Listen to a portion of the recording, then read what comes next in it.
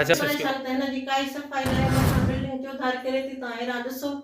हिते शेंक जो वग़ैरह बाथरूम जो पाणी जो कोई बि निज़ाम हे नाहे आख़िर ये एसी आहे 5 सालनि खां हीअं रथी पई आहे इहा हर शइ माना कंहिं शइ जो कोई बि फैसिलिटी असांखे काई बि सहूलियत न आहे पर हे तव्हां हितां जी लोकल आहियां जो पेशेंट मुंहिंजा मां पेशेंटनि खे हर तरह डॉक्टरनि खां वधीक कवर कयां थी हे कयां थी हिन अल्ट्रासाउंड थियो प्राइमरी केस एपी वग़ैरह हर शइ पाण करे वेंदी आहियां नाज़रीन ही जेका है फीमेल स्टाफ नर्स जेका मोस्ट सीनियर जेका स्टाफ नर्स आहे 24 सालनि खां ॿुधाए थी पई अदी त मां हिते कमु कयां थी ऐं हिते वाहिद हीअ लेडी डॉक्टराणी आहे माना ॿियो को बि अदीअ सां माना फीमेल स्टाफ न आहे हिकिड़ी अदरी आहे जेका उहा CMW आहे उहा शिकारपुर खां अचे थी ऐं उन्हनि खे जेका वेहण जे लाइ जेका माना तव्हां ॾिसो जेका ऑफिस या जेका जॻह ॾिनी वई आहे माना उहा तव्हां ॾिसो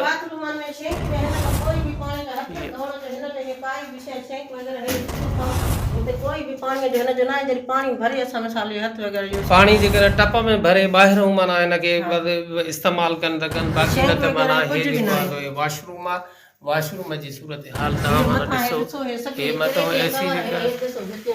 हितियूं जेको आहे सॼियूं किरण थियूं हे जेका तो हे दरिया दरिया जा चपड़ किरी पिया आहिनि ऐं मिड़ई जेको आहे तो हिकिड़ा कख सना ॾेई करे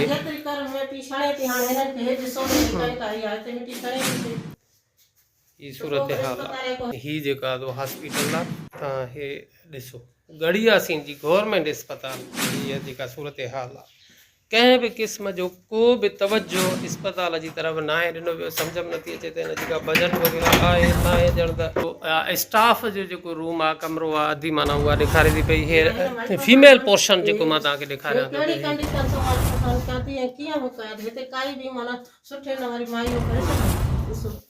ही जेको आहे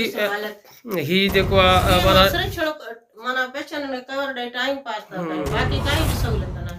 हे हिते माना ॼण त डिलीवरी पोर्शन आहे अच्छा अच्छा हे अल्ट्रासाउंड माना अल्ट्रासाउंड मशीन हिते माना रखियल आहे हिते अल्ट्रासाउंड माना थींदो आहे ऐं अल्ट्रासाउंड जिते अदियूं कनि थियूं पियूं तव्हां माना हुनजी सूरत हाल माना ॾिठो हाणे अदियूं त कोन इहे इस्पताल ठाराए ॾींदियूं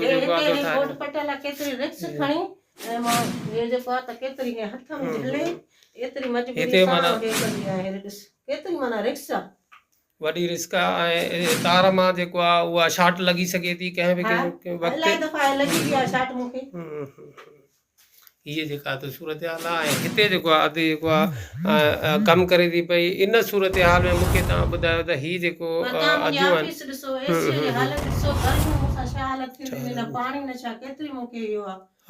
बिल्कुलु मां हितां जी आहियां जंहिंजे करे मां हितां जा मुंहिंजा पेशेंट आहिनि हे हर शइ आहे मुंहिंजी घर हिते आहे हिन लिहाज़ खां पंहिंजे शहर सम्झी हे सम्झी मां पंहिंजे टाइम ते अचां टाइम ते वञा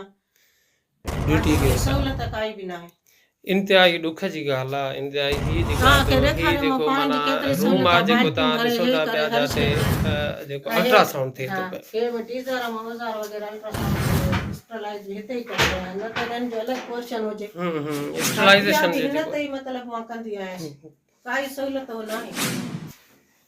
थो गैरती को ऑफिसर ईंदो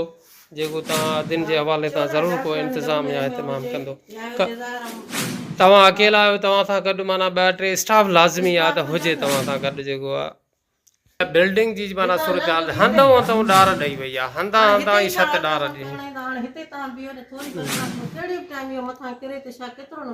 वॾो नुक़सानु थींदो ऐं जानी जेको आहे नुक़सानु थियण जो पूरो पूरो अंदेशो आहे हिन अस्पताल जे अंदरि माना ईअं हिकिड़ी हॉस्पिटल न जेको आहे बिल्कुलु किरी सघे थो हंधो हंधो ॾार ॾेई वियो आहे ऐं हिते जेको आहे हीअ बिल्डिंग में अदियूं वेठी करे ऐं पेशेंटनि जो इलाजु कनि